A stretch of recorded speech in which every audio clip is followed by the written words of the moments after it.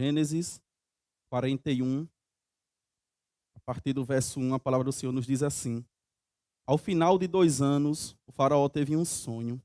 Ele estava em pé junto ao rio Nilo, quando saíram do rio 7 vacas, belas e gordas, que começaram a pastar entre os juncos. Depois saíram do rio mais 7 vacas feias e magras, que foram para junto das outras, à beira do rio Nilo. Então as vacas feias e magras comeram as 7 vacas belas e gordas. Nisso o faraó acordou, tornou a adormecer e teve outro sonho. 7 espigas de trigo, graúdas e boas, cresciam no mesmo pé. Depois brotaram outras 7 espigas, mirradas e ressequidas pelo vento leste. As espigas mirradas engoliram as 7 espigas graúdas e cheias. Então o faraó acordou. Era um sonho. Pela manhã, perturbado, mandou chamar todos os magos e sábios do Egito e lhe contou os sonhos, mas ninguém foi capaz de interpretá-los. Então o chefe dos copeiros disse ao faraó: Hoje me lembro de minhas faltas. Certa vez, o faraó ficou irado com os seus servos e mandou prender-me, junto com o chefe dos padeiros, na casa do capitão da guarda. Certa noite, cada um de nós teve um sonho, e cada sonho tinha uma interpretação. Pois bem, havia lá conosco um jovem hebreu, servo do capitão da guarda. Contamos a ele os nossos sonhos, e ele os interpretou, dando a cada um de nós a interpretação do seu próprio sonho. E tudo aconteceu conforme ele nos dissera. Eu fui restaurado à minha posição, e o outro foi enforcado. O faraó mandou chamar José, que foi trazido depressa do calabouço. Depois de se barbear e trocar de roupa, apresentou-se ao faraó. O faraó disse a José: Tive um sonho que ninguém consegue interpretar, mas ouvi falar que você, ao ouvir um sonho, é capaz de interpretá-lo. Respondeu-lhe José: Isso não depende de mim, mas Deus dará ao faraó uma resposta favorável. Então o faraó contou o sonho a José. Sonhei que estava em pé, à beira do Nilo, quando saíram do rio 7 vacas belas e gordas, que começaram a pastar entre os juncos. Depois saíram outras 7, raquíticas, muito feias e magras. Nunca vi vacas tão feias em toda a terra do Egito. As vacas magras e feias comeram as 7 vacas gordas que tinham aparecido primeiro. Mesmo depois de havê-la comido, não parecia que tivesse feito, pois continuava tão magras como antes. Então acordei. Depois tive outro sonho. Vi 7 espigas de cereal cheias e boas, que cresciam no mesmo pé. Depois delas brotaram outras 7, murchas e mirradas, ressequidas pelo vento leste. As espigas magras engoliram as 7 espigas boas. Contei isso aos magos, mas ninguém foi capaz de explicá-lo. O faraó teve um único sonho, disse José. Deus revelou ao faraó o que está para fazer. Amém? Que Deus nos abençoe na exposição da palavra dele. Meus irmãos, eu trago como um tema para essa mensagem do cárcere ao trono, a providência de Deus na vida de José. Do cárcere ao trono, a providência de Deus na vida de José. Nós estamos acompanhando, como eu disse, essa série de mensagens no livro de Gênesis e vimos na exposição do capítulo 40, semana passada, que José está preso e lá ele tem 2 colegas, por assim dizer, de prisão, o chefe do padeiro e o chefe do copeiro. E um dia pela manhã eles acordam, talvez um dia comum como antes, e aqueles 2 homens estão entristecidos ali na prisão. José se aproxima deles, pergunta o que foi. Eles contam que tiveram esse sonho e isso tem angustiado o coração deles. José então interpreta. A interpretação do sonho, tanto do chefe do padeiro como do chefe dos copeiros, era que um seria restituído ao seu cargo e o outro seria morto por mandato do faraó. E assim aconteceu. E a história continua. E o verso 1 aí, então, são 2 anos depois desse fato acontecer. Nós iremos dividir esses 57 versículos em 5 partes. Do versículo 1 a 8, nós iremos falar sobre os sonhos de Faraó. Verso 29 a 24, o momento em que Faraó manda chamar José da prisão. Versos 25 a 36, a interpretação de José aos sonhos de Faraó, versos 37 ao 46. José se tornando governador do Egito, de versos 47 a 57, os 7 anos de fome e os 7 anos de fartura. Então, essa primeira parte, os sonhos de Faraó, verso 1 a verso 7, nós vemos aí no versículo 1 que diz que 2 anos depois Faraó teve um sonho. Esse depois aqui é desse fato que eu acabei de contar, do copeiro e do padeiro. Faraó então teve um sonho, uma bela noite. Faraó provavelmente, após fazer sua limpeza de pele, toda a organização, Faraó se deita para dormir, talvez um dia cansado. Ele então vai para o seu aposento e dorme, vai descansar a sua beleza. Os irmãos sabem que o Faraó ele se considera um deus e ele então vai ali descansar a sua beleza. E ele tem então um sonho dividido em 2 partes. Às vezes a gente fala 2 sonhos, mas pode ser um sonho só dividido em 2 partes. E eu queria então rever com os irmãos esse sonho que Faraó teve. O primeiro, ele vê 7 vacas gordas e 7 vacas magras. Lembrando, meus irmãos, nós só sabemos que quando as coisas estão ruins são as vacas magras por causa disso aqui. Então, quando estiver fazendo a exposição do texto, até então eles não sabiam que as vacas magras simbolizavam um tempo de dificuldade. Hoje eu e você, nós sabemos por causa desse texto. Então, faz de conta que eles não estão cientes ainda. José na frente quem vai revelar isso. Então, o primeiro sonho, as 7 vacas magras, 7 vacas gordas e 7 vacas magras. Primeira parte do sonho. Segunda parte do sonho, as espigas cheias e as espigas mirradas. E eu queria que os irmãos pensassem junto comigo e tentassem, talvez eu não sou um bom contador de histórias, mas se esforce daí, do seu lugar, para tentar imaginar essa cena e o sonho de Faraó. Porque parece que foi algo simples, mas não foi tão simples assim. Verso 2 a verso 7 vai trazer essa narrativa do sonho de Faraó. E o sonho é o seguinte: Faraó, então, está no seu aposento, o sono te pega, talvez aquele sono do dia cansativo, que logo, logo você dorme. Às vezes eu vou conversar com a minha esposa assim, ela já está respirando forte. Ela estava conversando comigo agora, já dormiu. Tem esses dias, uns dias que a gente está um pouco mais cansado e dorme rápido. Talvez foi um dia desse para o Faraó. E ele então pega no sono. E ele tem um sonho que a princípio é um sonho belo, qualquer um queria ter esse sonho. Ele se aproxima do rio Nilo, rio muito bonito, formoso, provavelmente o raio do sol batendo ali naquelas águas lindas do rio Nilo, e o Faraó então está apreciando aquela visão bela. Ao redor do rio Nilo, capim verde, e ele está ali olhando aquela cena. De repente, dentro do rio, algumas vacas, 7 vacas, quase imersa dentro do rio. Parece estranho para nós, mas não é para eles aqui. Por causa do calor muito intenso, era comum que os animais fossem para dentro do rio se banhar, para se refrescar, ou até mesmo fugir dos mosquitos e coisas desse tipo. E ele vê essas vacas lá, que essas vacas agora saem de dentro do rio Nilo e começam a comer os capins que estão ali perto.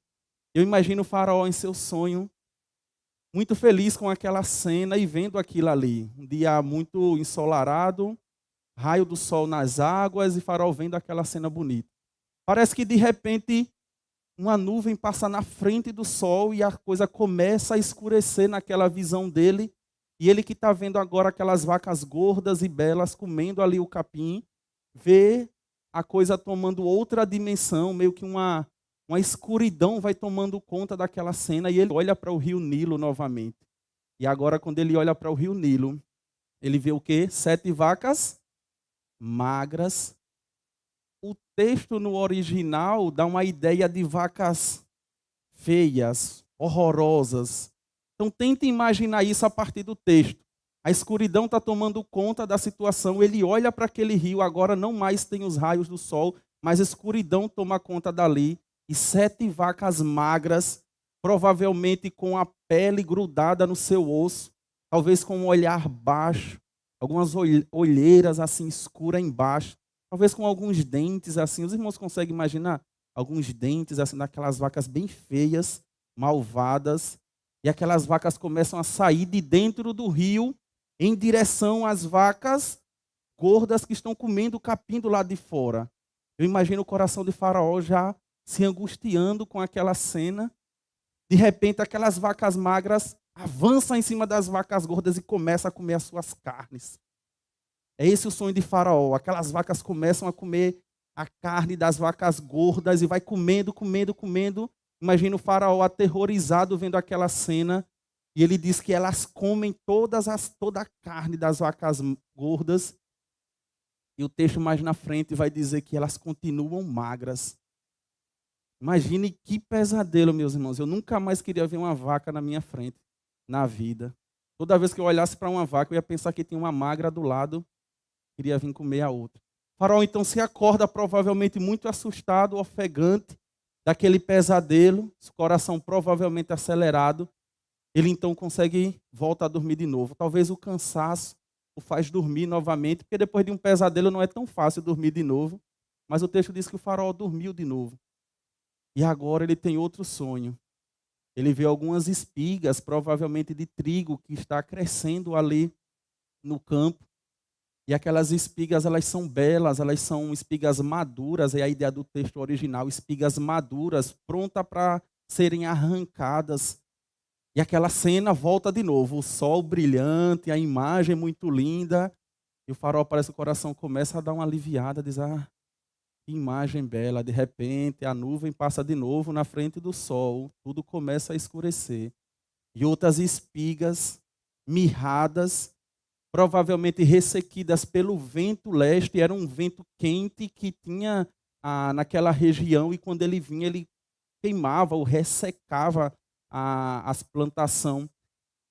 Aquele vento vem, resseca essas espigas, provavelmente, e elas agora engolem as espigas cheias e belas. Os irmãos já pararam para pensar isso? As coisas que não têm vida, porque a vaca parece que ainda dá para tentar imaginar, né? Mas agora as espigas, elas ganham vidas e começam a comer as outras espigas. Meus irmãos, é cena de terror. Eu imagino o faraó e ele acorda assustado com isso e agoniado com essa situação. E aí então essas espigas começam a comer as outras e o faraó então acorda do seu sonho ou do seu pesadelo. E ele acorda com seu coração angustiado pela manhã e ele quer resolver essa situação. Meus irmãos, veja, o faraó no Egito, ele é um deus, certo? Nós estamos falando do faraó. E essa questão de sonhos, revelações, esse tipo de coisa era comum acontecer no meio, era como se fosse uma conexão entre o Deus homem e o Deus que está acima daquele Deus homem. Era como se houvesse uma conexão entre esses dois mundos e o sonho, então, era usado para isso. Por isso, você tinha um ministério ou uma equipe que trabalhava só para fazer isso, só para revelar sonhos, trazer revelações, porque era o mundo espiritual falando com o mundo material. E é isso que o faraó vai fazer, ele vai chamar aqueles homens que trabalham com isso, para que eles pudessem interpretar o seu sonho. Veja, meus irmãos, esse sonho que o faraó acabou de ter, ou essas duas partes desse único sonho, a gente vai ver mais na frente que não é os deuses falsos falando, mas que é o Deus verdadeiro falando por meio de sonhos. O faraó está com o seu coração angustiado. Aquele que se sente Deus agora está angustiado. E ele está angustiado porque ele entende que aquele sonho quer falar alguma coisa para ele, mas ele não consegue discernir ainda. Lembra que eu falei que nós conseguimos discernir por causa da revelação de José, mas o faraó não consegue. Ele chama então aqueles homens que revelam essas coisas e ninguém consegue discernir o que isso quer dizer. Ninguém consegue. E aí, de repente, o copeiro, o trono, ele lembra de José. Os irmãos lembram que na exposição da semana passada, José faz um pedido a ele? Os irmãos lembram? O pedido de José foi o seguinte: quando essas coisas que eu estou falando a você acontecer e você estiver diante do faraó lá, lembre de mim. Fale da minha situação. Diga que eu estou aqui inocente. Fale da minha situação. 2 anos se passaram. E o copeiro não lembrou de José. E eu fiquei meditando nessa palavra em casa, nessa parte. o copeiro não lembrou de José, e o Senhor, à medida que eu estudava, fui entendendo no texto. Às vezes acontece isso com a gente também, a gente auxilia algumas pessoas na vida, diz assim, meu irmão, minha irmã, lembre de mim. A gente diz quase aquelas palavras do ladrão na cruz, lembra-te de mim quando estiveres no paraíso, né? Lembre de mim quando você conseguir aquilo, estou orando por você. E parece que as pessoas esqueceram da gente. E nós vamos perceber que, na verdade, o esquecimento do copeiro fazia parte do plano de Deus. Porque os irmãos, imaginem se o copeiro chega lá e do nada diz, ó, tem um homem que revela um sonho lá. O faraó ia dizer, tá, tem vários aqui, deixa aquele homem lá. Mas precisava que 2 anos se passassem, que Faraó tivesse esse sonho. E agora, no momento certo, o copeiro lembrasse de José. Aquele era o momento certo. Isso é muito interessante pensar, meus irmãos, porque para Deus nada está fora do lugar. Para Deus as coisas não estão desconexas, elas estão conectadas e elas irão acontecer dentro de um propósito maior de Deus. E o propósito de Deus era que depois de 2 anos da restituição do copeiro, é que Faraó teria esse sonho e José então iria sair da prisão, como nós veremos mais à frente. E o que é que a gente aprende aqui, meus irmãos? Aprendemos mais uma vez, como temos aprendido no livro de Gênesis, que Deus é o Senhor da nossa história. Quando você vê alguém falhando com você, comece a pensar que talvez Deus esteja por trás daquela situação. Talvez não é a vontade de Deus ainda que você seja restituído. Talvez não é a vontade de Deus ainda que você consiga o resultado daquele concurso tão esperado. Talvez é a vontade de Deus que aquela gestação não seja para esse momento. A gente tende a colocar a responsabilidade nas coisas e nas pessoas. Em alguma medida isso é verdade, mas nós esquecemos que temos um Deus no outro lado, governando todas as coisas. E que estava preparando então essa vinda de José para ser colocado diante ao faraó. José então é trazido, o copeiro diz que ele interpreta sonho, alguém que consegue interpretar, ele é trazido, sua barba é feita, suas roupas são trocadas e ele agora está diante do faraó. E o faraó vai dizer as seguintes palavras aí no verso 16. Ouvi dizer que você pode interpretar sonhos. E José então responde com a declaração extraordinária para nós. Isso não está em mim, mas Deus dará ao faraó uma resposta favorável. Veja, meus irmãos, José está diante daquele que pode resolver seus problemas.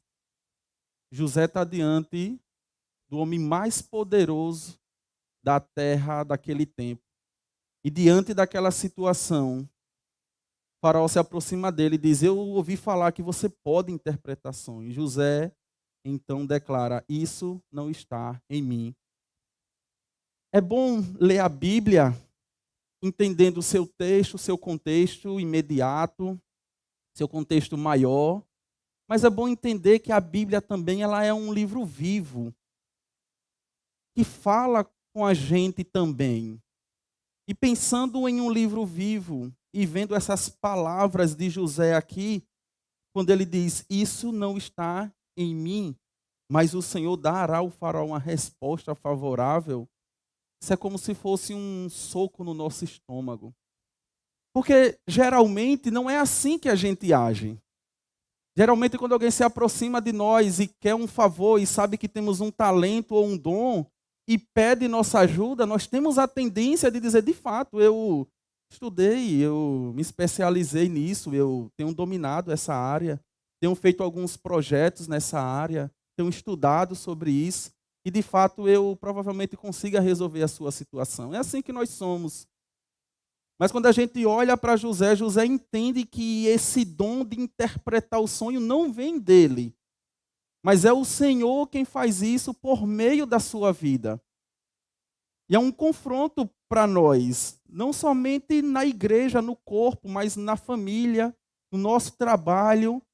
Nós precisamos buscar o caminho que Cristo trilhou, o caminho daquele que não tomou por usurpação ser igual a Deus, mas se esvaziou.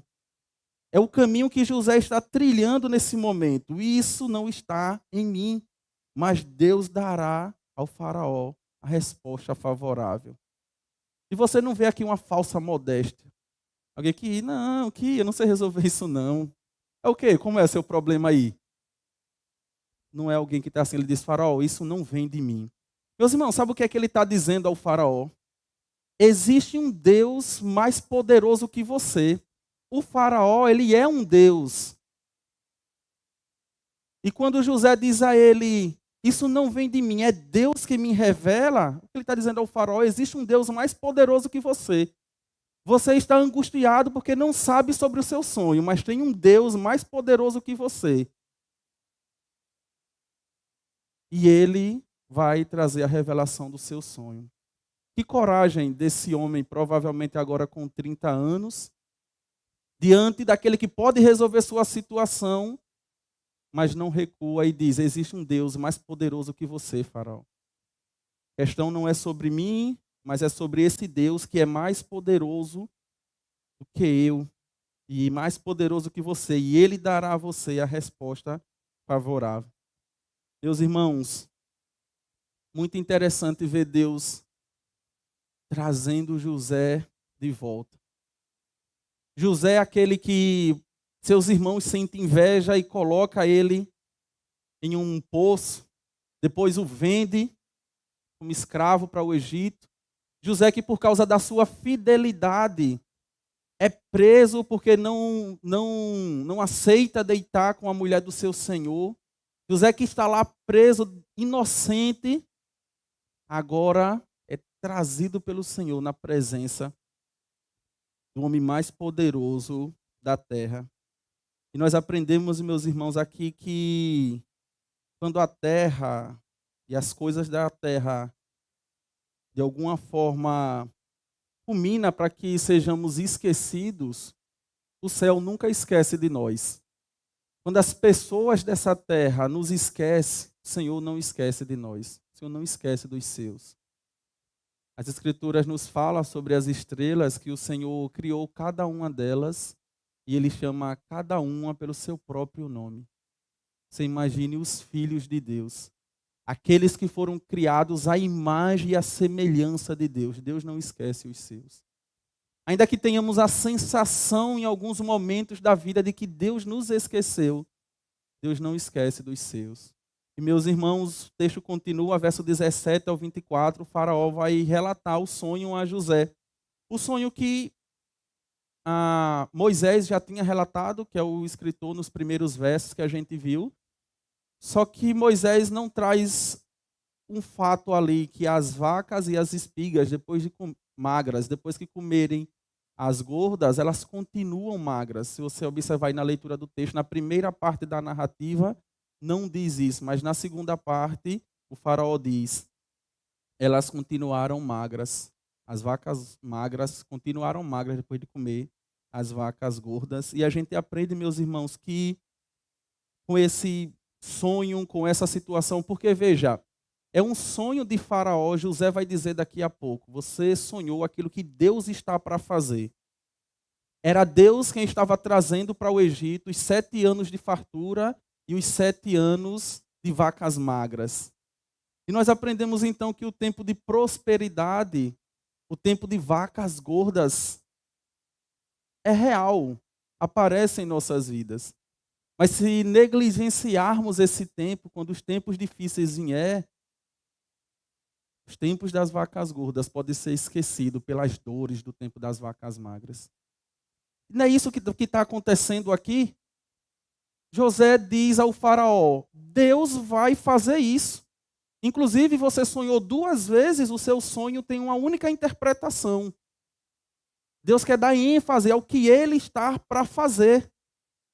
E aí a gente vê essa soberania de Deus em fazer as coisas.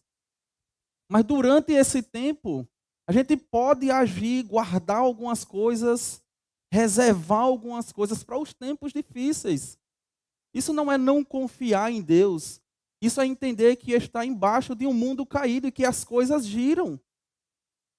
E para aqueles mais velhos aqui, com idade mais avançada, como tem testemunho, para dizer quantas vezes as coisas girou na vida.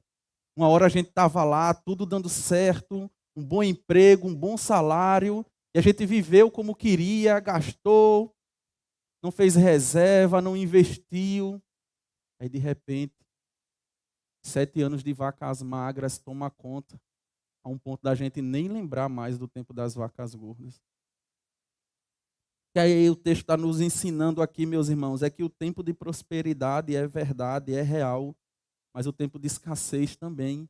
E que no tempo de prosperidade nós devemos sim guardar, reservar, para que possamos suprir, inclusive a outros, porque é isso que vai acontecer aqui. Isso é real.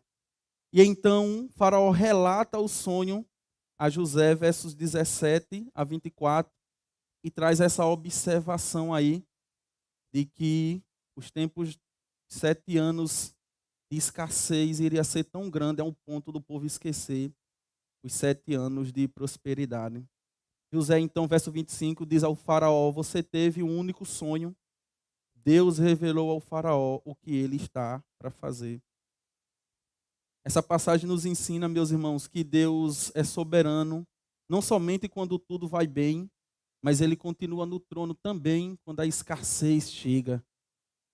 E aí a escassez pode chegar por vários motivos que a gente talvez não consiga discernir. Talvez Deus estava trazendo juízo sobre o Egito, porque é um povo idólatra que adora outros deuses, nós não sabemos. O ponto é que Deus disse: vou trazer juízo e vai vir um tempo de sequidão ao Egito. E o Senhor então conduz José a dar um conselho a Faraó. Ó que homem ousado. Ele já acabou de dizer ao rei que se considera, ao governador do Egito, que se considera um Deus, que tem um Deus mais poderoso que ele. Ele agora decide dar um conselho a esse rei. Ele agora decide dar um conselho ao faraó. O faraó não perguntou, não disse a ele nada. E ele então dá um conselho. Eu acho que você deveria colocar um homem para durante esse tempo, esses 7 anos de fartura, esse homem pudesse tirar uma porcentagem de toda a produção do Egito e guardar, para quando viessem os anos de sequidão, de escassez, vocês pudessem ter alimento. Olha que José ousado. Mas em José está o Espírito de Deus agindo. Deus está conduzindo José. E não pense que José aqui está querendo se promover, certo? Como quem assim, tá, você acabou de revelar o sonho, agora você está dizendo o que eu devo fazer. Quem é esse homem? Esse homem é você? Não é isso, meus irmãos. Ele está sendo conduzido pelo Senhor. A gente não tem elementos no texto para dizer assim, José está querendo se promover. Aproveitou a porta para entrar. Não é isso. José, de fato, está preocupado com aquela situação. E então, diante daquela revelação, verso 33, o texto vai dizer isso que eu acabei de afirmar aqui. O texto diz: agora, pois, escolha Faraó um homem ajuizado e sábio e o ponha sobre a terra do Egito. Após esse momento, o Faraó, então, reconhece o Espírito de Deus em José. Verso 38, o texto nos diz assim: será que vamos achar alguém como esse homem em que está o Espírito de Deus? Meus irmãos, porque a gente quando vai lendo o texto bíblico, e principalmente naquelas leituras anual, a gente perde muito detalhe das coisas. Mas vamos relembrar a cena novamente. José é trazido diante do faraó.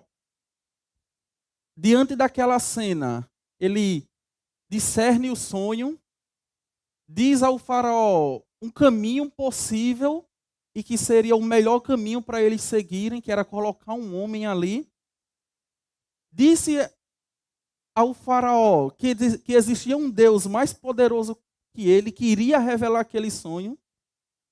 E agora o faraó pergunta àqueles que estão ali ao redor deles: será que vamos achar alguém como este homem que está o Espírito de Deus? O nome do Senhor foi glorificado na casa de Faraó pela vida de José. José deu testemunho do Senhor a um ponto do faraó dizer: nesse homem está o Espírito de Deus. E a pergunta, meus irmãos, para nós é o que nós temos feito com a oportunidade que nós temos de testificar sobre o Deus que a gente serve. Na nossa casa, no nosso trabalho, na nossa família. A postura de José testifica o Deus que ele serve, a um ponto do faraó dizer: nesse homem tem o Espírito de Deus. Será que essas pessoas lá fora podem dizer isso de mim e de você? Nessa mulher tem o Espírito de Deus. Olha, chama ele, chama ela. Ele vai conseguir conduzir bem esse trabalho. Será que essas pessoas conseguem enxergar isso em nós? Mesmo na casa do Egito, as pessoas conseguem olhar para nós e dar esse bom testemunho. O texto continua, e do verso 40 ao 46, José é promovido e recebe então um novo nome. O faraó chega à conclusão: você é esse homem. E ele não diz: não, eu não sou esse homem. Eu acho incrível, meus irmãos, na história de José, como ele é um homem submisso. Talvez as palavras de Jó poderiam estar aqui também para José. Um homem íntegro, reto, que teme a Deus e que se desvia do mal. Não parece que encaixa aqui para José também? Ele poderia dizer: não, rei, eu acho que eu estava preso, passei anos na cadeia. Como é que eu vou governar o Egito? A gente não tem nada sobre isso, José dizendo. O texto diz que, em seguida, ele começou a percorrer todo o Egito para conhecer o Egito e saber como ele ia conseguir articular e projetar esses 7 anos de fartura. E que bênção, meus irmãos, olhar para testemunhos como esse e saber que é assim que o Senhor nos chama para testemunhar a respeito de Deus. A ser homens e mulheres temente a Deus, que se desvia do mal quando o mal chega, ainda que a nossa capa fique na mão do mal, mas nós não ficamos, nós corremos. Ainda que sejamos colocados no cárcere, na prisão, inocente, nós iremos passar o período que o Senhor quer que passamos lá. E quando saímos de lá, não temos uma palavra de murmuração. Não é para servir, vamos servir. Para servir aqui no Egito, vamos servir. É isso que a gente vê aqui com José, meus irmãos. Faraó, então, diz a José: eu sou o faraó, verso 44. Mas sem a sua palavra, ele se dirigindo a José: ninguém poderá levantar a mão nem o pé em todo o Egito. O texto vai continuar e ele vai dizer assim: somente eu no trono sou maior que você. Imagina o presidente dos Estados Unidos decretando isso. Um prisioneiro. Imagina o presidente dos Estados Unidos dizendo assim: o comando do país está sobre as suas mãos. Somente eu serei maior que você. Ninguém vai levantar o pé nesse lugar ou abaixar se você não autorizar. É isso que está acontecendo com esse homem de Deus. Mas um homem que é íntegro, reto, teme a Deus e se desvia do mal. Isso mostra, meus irmãos, que os homens podem politicamente governar o mundo, assim como o faraó estava ali. Mas Deus soberanamente está fazendo o seu governo em cima desses governos. O Novo Testamento nos diz que toda autoridade constituída na terra, elas foram autorizadas por Deus. Aquelas boas e aquelas ruins. E o nosso papel é orar pelas autoridades. E submeter naquilo que é possível, naquilo que não confrontar as verdades bíblicas. E Faraó então está ali. E olha para José e diz: você é esse homem que irá governar sobre o Egito. E isso acontece. Faraó então pega uma carruagem, coloca a sua na frente, a de José atrás, dá elementos de autoridade a José e sai pelas ruas do Egito, declamando que José agora é governador sobre o Egito. Eu fico imaginando aqueles magos que não conseguiram discernir o sonho, pensando: se eu tivesse conseguido, talvez seria eu. Mas esse não era os planos de Deus. O plano de Deus era que José se tornasse o governador do Egito. Eu não vou pregar os textos que vêm para frente, mas queria deixar um gostinho para os irmãos, porque o fato de José se tornar governador do Egito e conseguir guardar provisão para o futuro, vai fazer com que nem o povo do Egito morra e nem mesmo as outras nações, a um ponto de seus irmãos virem para o Egito em busca de comida. A história é linda, nós veremos nos próximos capítulos mais detalhes sobre isso. Mas é Deus quem está governando, Deus tem um plano. Talvez a gente não consiga ver o que está lá no fim, o que está lá no final, a coisa bela do que Deus está fazendo, mas Deus está agindo. Talvez José não entendesse por que estava na prisão, inocente. Mas parece que quando as coisas vão passando, elas vão se conectando. Para aqueles que gostam de filmes seriados, a gente sempre fica ansioso para ver o próximo episódio, porque parece que a coisa vai tomar alguns destinos diferentes. E a gente assiste mais um episódio para pegar a resposta daquilo. E é como se fosse uma série de cenas, de capítulos, a história da redenção, daquilo que Deus está fazendo no mundo. Porque a história de José não é uma história à parte. É um homem que foi preso, um jovem, não, é a história de Deus. Essa história não é simplesmente sobre José. Daqui a pouco a gente vai ver que José morre. Inclusive pede para seus restos mortais não ficar no Egito, mas quando o povo sair da terra, leve o corpo dele, ou os restos mortais. Ele morre. Mas outro se levanta no lugar dele, e o outro morre. E outro se levanta no lugar daquele, porque é a história de Deus.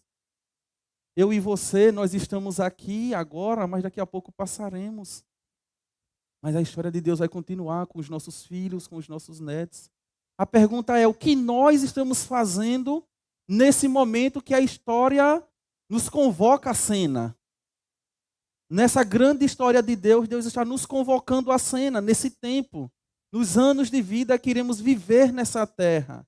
A pergunta é, o que nós estamos fazendo nesse tempo? Estamos vivendo a vida como se Deus não existisse? Ou em todo momento se perguntando, Senhor, o que o Senhor está fazendo? Por que aquela porta não abriu? O que o Senhor quer fazer com isso? Por que aquela promoção não chegou? O que o Senhor está fazendo com isso? Por que esse sofrimento tem chegado em mim? O que o Senhor está fazendo com isso? Quando a gente começa a perceber que a história não é somente sobre nós e sobre a nossa vida, mas é uma narrativa maior da história de Deus e da redenção, da revelação do Deus maravilhoso. Então a gente começa a se perguntar, o que o Senhor está fazendo? Eu quero, Senhor, cumprir a Tua vontade, só me revela o que o Senhor está fazendo, o que o Senhor quer fazer. Descer nesse sonho para mim, porque essas vacas magras estão comendo as vacas gordas. O Senhor quer falar com isso, Deus. A gente para de viver como se as coisas estivessem centralizada em nós e começa a ver em uma extensão maior, a extensão do Deus que está governando todas as coisas. E aí então, nós temos o sonho sendo cumprido, versos 47 ao 57, então vem os 7 anos de fartura e os 7 anos de fome. Versos 47 a 49, a gente vê que o Egito colhe abundantemente. Eles tiram uma parte para consumir e uma parte ele guarda. E José faz isso por todo o Egito. O texto bíblico diz que ele guardou tanto que chegou um tempo que eles não conseguiam contar mais. Eles não conseguiam mais controlar mais de tanto guardar que eles fizeram isso. E 7 anos de fartura passaram. O Egito tinha tudo, tinha prosperidade. E nesse período, meus irmãos, dos 7 anos de vacas gordas, tem outra cena que eu queria gastar um tempo aqui rapidinho com os irmãos, versos 50 a 52. Os 2 filhos de José, eles irão nascer.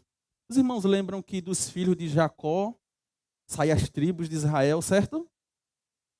Mas José não tem tribo. Seus 2 filhos é quem vai meio que ocupar o seu lugar, Manassés e Efraim. E durante os 7 anos de fartura, de prosperidade do Egito, José casa com a egípcia e ela lhe dá 2 filhos. e José vai botar o nome desses dois filhos. Eu queria fazer uma conexão com os irmãos a respeito de uma coisa aqui. É verdade que nesse mundo caído é difícil manter a identidade de cristão. É difícil, de fato, nesse mundo, mas nós estamos diante desse desafio.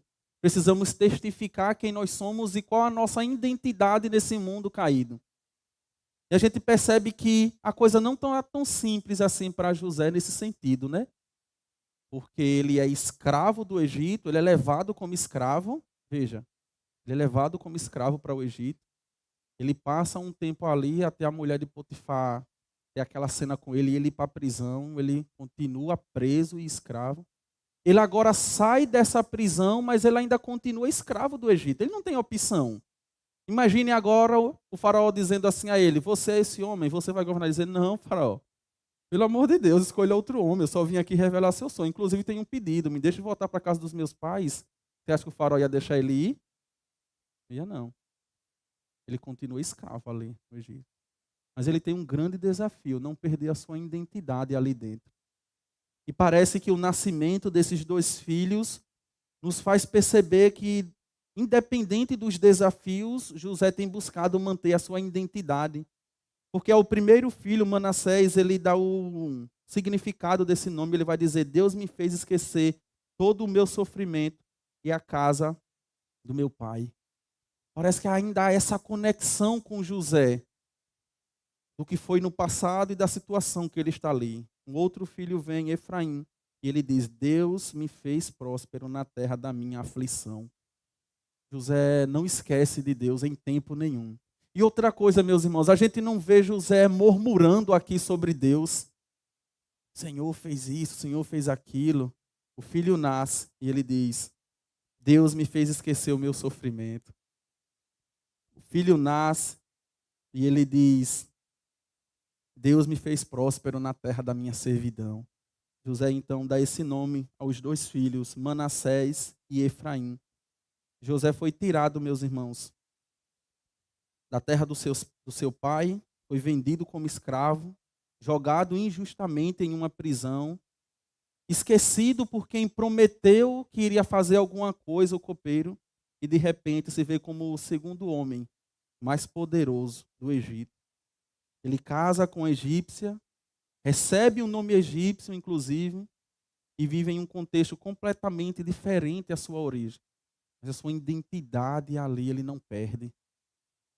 Eu acho que esse é um dos maiores desafios da vida cristã e tem sido um grande desafio para mim desde o dia que eu confessei Cristo como Salvador. É não perder essa nova identidade que eu recebi em Cristo. Como batista, nós temos algo muito forte com a gente, que é esse simbolismo da velha natureza que morre no batismo, e é representado no batismo, e essa nova natureza em Cristo Jesus, e essa nossa nova identidade que somos em Deus.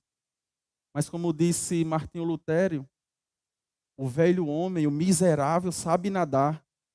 Ele diz: eu pensei que nas águas do batismo ele morreu também, mas ele sabe nadar e está comigo aqui todos os dias.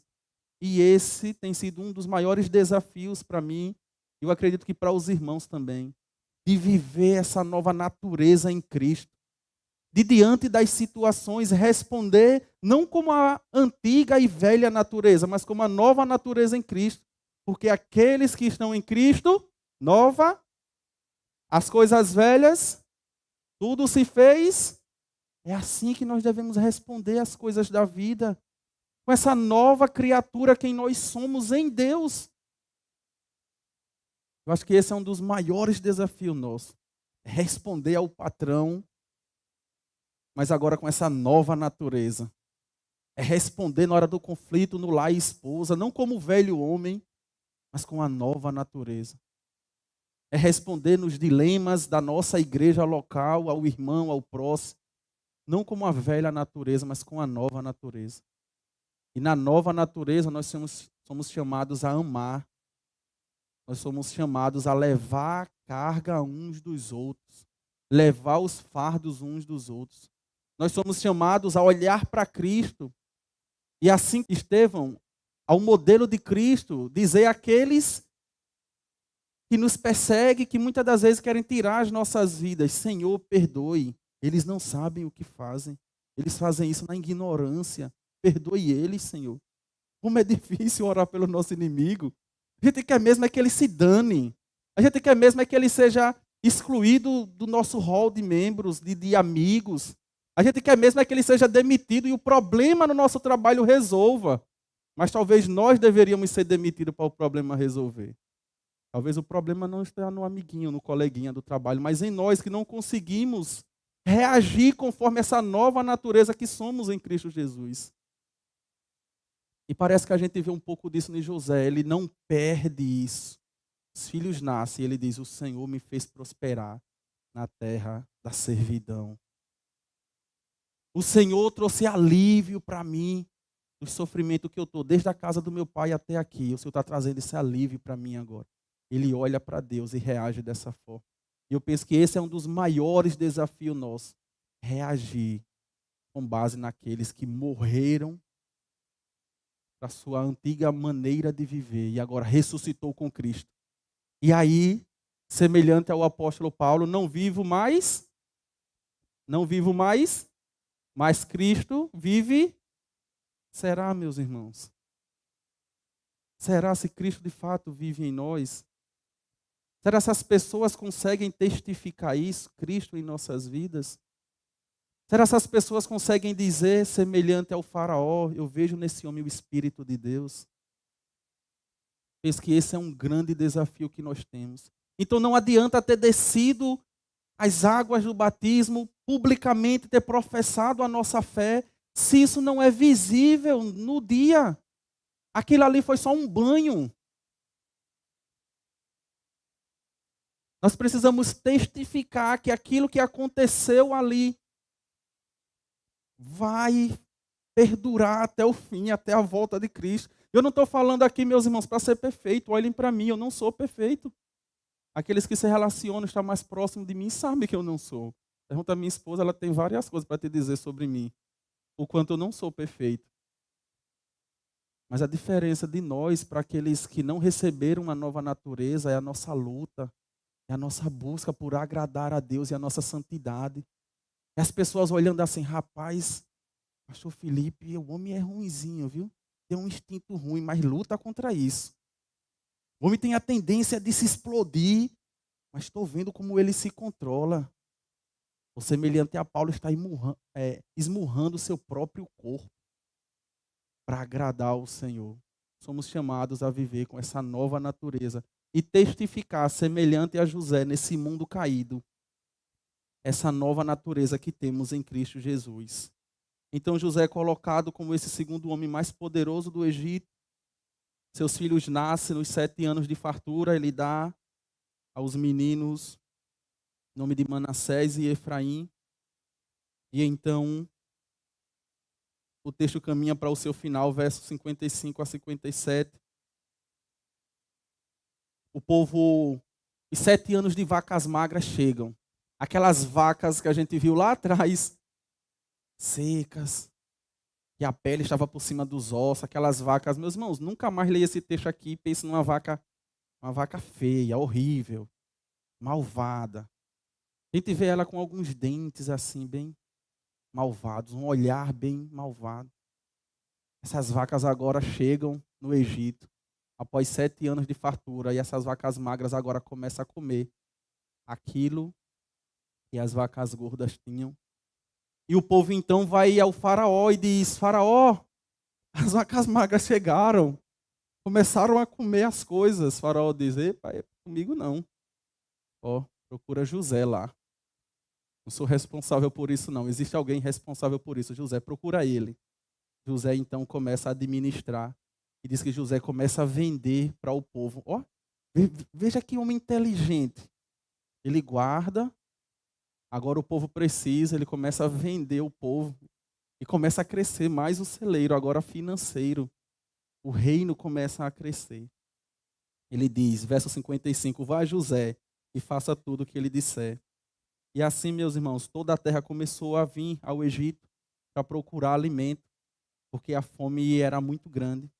José agora se torna o instrumento de salvação não somente para o povo do Egito, mas para toda a região da redondeza. Aquele que estava preso agora é instrumento de salvação. E a fome aqui matava, meus irmãos. Lembre do sonho lá, os 7 anos que estavam para vir, ele ia ser tão ferrenho que as pessoas iam esquecer do tempo da prosperidade. As vacas continuaram magras depois de comer as vacas gordas. Estava dizendo que ia haver muita fome, morte, escassez. Mas José agora é instrumento para a salvação daquele povo. José começa a vender alimento para aquele povo. Veremos nos próximos capítulos que ele vai vender também alimento para os seus familiares. E aquela cena bonita. E eu concluo, meus irmãos, então, dizendo que José se tornou o salvador daquela geração. Foi por causa da ação de José, daquilo que José fez, que os egípcios eles não morreram e nem os povos das regiões vizinhas, mesmo com os 7 anos de escassez. Foi por causa de José que os outros povos conseguiram se manter firmes. Mas, por mais grandioso que José fosse, José ainda era insuficiente. E quando a gente está diante de um texto desse, de homens e mulheres que se destacam nas Escrituras, eles sempre estão apontando para algo maior que eles. José era um tipo de um Salvador, mas existia um Salvador ainda melhor que José. José está apontando para esse Salvador. Um dia, esse outro Salvador, ou esse outro José, por assim dizer, disse: a minha carne é verdadeira comida e o meu sangue é verdadeira bebida. José, como um Salvador, estava apontando para um Salvador ainda melhor que ele, que não ia dar ao povo trigo, mas que ia dar sua própria carne para ser comida, o seu próprio sangue para ser bebido. E aqueles que comeram a comida e a provisão das mãos de José, eles depois morreram. Mas aqueles que comeram da carne e do sangue do Filho de Deus, esses não morrerão. Esses não experimentarão a segunda morte, como diz Apocalipse. Eles viverão para sempre. Aqueles que beberam dessa água, como disse Jesus, a mulher no tanque, nunca mais teve sede. Eu estou falando de Jesus Cristo. Aquele que não apenas nos livrou das dificuldades das vacas magras e que pode fazer isso dessa vida, mas aquele que pode nos livrar da escassez, da condenação eterna. Aí sim, se essas vacas elas eram magras e feias, horríveis, tinham os seus dentes grandes, que assustava e fazia medo, existem vacas mais aterrorizantes do que essas. São as vacas da condenação eterna. Que José não pode resolver. Que José não pode livrar o povo. Mas que Jesus pode livrar o povo.